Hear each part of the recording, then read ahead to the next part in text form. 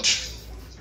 Dhaabbanni mootummoota gamtoomanii Itoophiyaatti itti gaafatamtuu dhaabbata dhimma baqattootaa addunyaa IOM hojii akka dhaaban taasisuu isaa gabaasni Ajaansi Firaansi Pireesii ibseera. Akka gabaasitti jedhetti Mooriin Achieng hojii dhaabanii boqonnaa bulchiinsaa akka bahan kan taasifame dhimma haala Tigraay keessa jiru wal qabatee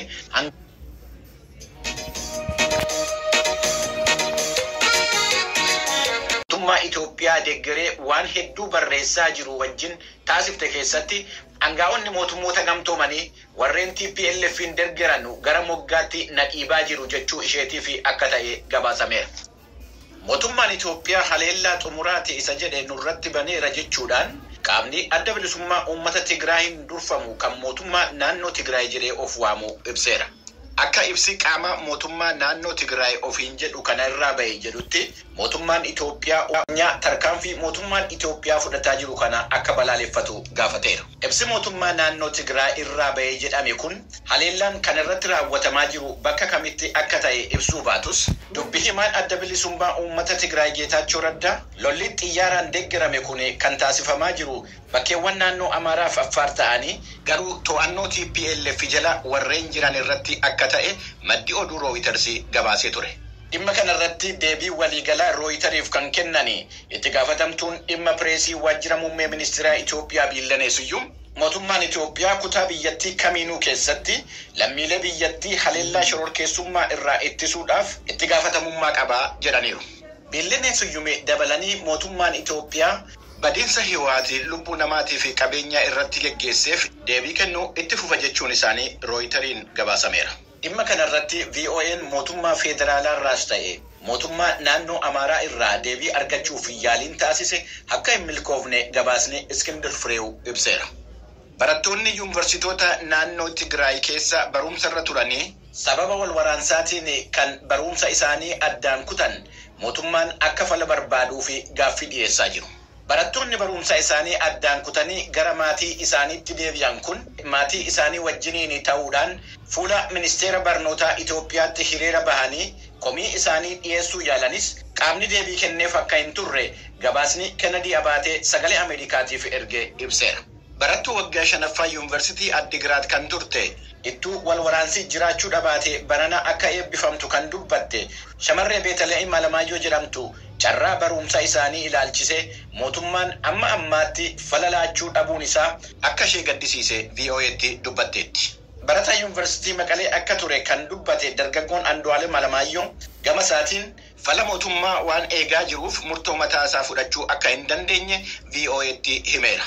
Mootummaan Itoophiyaa himaammata haaraa baaseen kan diige ministeerri saayinsii fi barumsa olaanaa ji'a adoolessaa keessa ibsa kenneen naannoo Tigraay keessa yuunivarsiitii jiran 4 keessa barattoota 10,000 ol ta'an baasuu isaa ibse ji'a gayyaa keessa akka fala kennuuf ibsee turuun isaa in yaadatama. Yeroo ammaa ministeerichi diigame dhimmi barumsa olaanaa gara ministeera barnootaatti deebi'eera. Dhimma barnootaa kana irratti deebii hangaa'ota ministeera barumsaa argachuu fi yaaliin taasifame akka hin milkoofne gabaasni Kennedy Abaatee ibseera.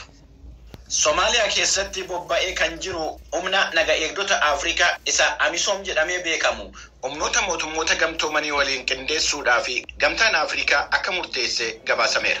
Manni maree nageenyaa fi tikaa gamtaa Afrikaa yaada dhiyeesseen amajjii dhufuu jalqabee humni gamtaa Afrikaa humna mootummoota gamtoomanii wal makee akka hojjetu gaafateera. Karoorri gamtaa Afrikaa kun mana maree nageenyaa mootummoota gamtoomaniitti fudhatama argachuu qaba. Mootummaan Somaaliyaa karoora kana akka hin fudhanne dursee ibsuudhaan gareen naga eegdota gamtaa Afrikaa biyyattii keessa ture. Adeemsa keessatti dhimma nageenya biyyattii akka humnoota Somaaliyaatti dabarsu yaada dhiyeessaa turuunsaa gabaasameera. Haa ta'u malee gamtaan Afrikaa dhimma kanarratti dhaabbata mootummoota gamtoomanii mootummaa Somaaliyaa fi gareewwan qooda qabeessa ta'anii wajjin akka marii taasisuu barbaadu dubbachaa jira. Yeroo ammaa biyyoottan Afrikaa 5 Itoophiyaa, Ugaandaa, Burundii, Keeniyaa fi Jibuutii irraa kan hirmaatan naga eegdonni 19,000 Somaaliyaa keessa jiru. Gamtaan Afrikaa lakkoofsi biyyoottan Afrikaa qooda fudhachaa jiranii kunis akka dabalu fedhii akka qabu ibsaa jira. Akka yaada haaraa dhiyaate kanaan humni naga eegdota gamtaa Afrikaa fi dhaabbata mootummoota gamtoomanii 50 poolisoota, 35 loltoota, 15 immoo siviilota hirmaachisuu qabaa jedhameera. Yaadicha hojiirra oolchuudhaaf gamtaan Afrikaa dhaabbanni mootummoota gamtoomanii fi mootummaan Somaaliyaa walii galanii murteessuu akka qabanii ibsameera. Marii taasisuudhaaf guyyaa har'aa karaa toora masariitiitiin walgahii ta'anii jiru. Garee kana pirezidantummaadhaan hoogganaa kan jiran muummeen ministeeraa Xaaliyaanii Maariyo Diraagii akka jedhanitti erga gareen Taalibaan hagayya 15 biyyattii qabatee asii Afgaanistaan yeroo ammaa gara rakkina namoomaatti deemaa jirti. Walgahii biyyoottan 20 kanarratti akkaataa shororkeessummaadhaan lolan akkaataa biyyattii keessaa fi alatti bilisaan socho'uun danda'amu akkasumas waa'een dubartootaa akka dursa argatanii ijoo marii ta'anii Maariyo Diraagii ibsaniiru. Walgahii kanarratti Taalibaanii fi biyyoottan lixaa walitti fiduu irratti shoora kan taphatanii biyyi Niizerlaand, Speen, Singaaporii fi Kaataarii akka hirmaatan gabaasameera.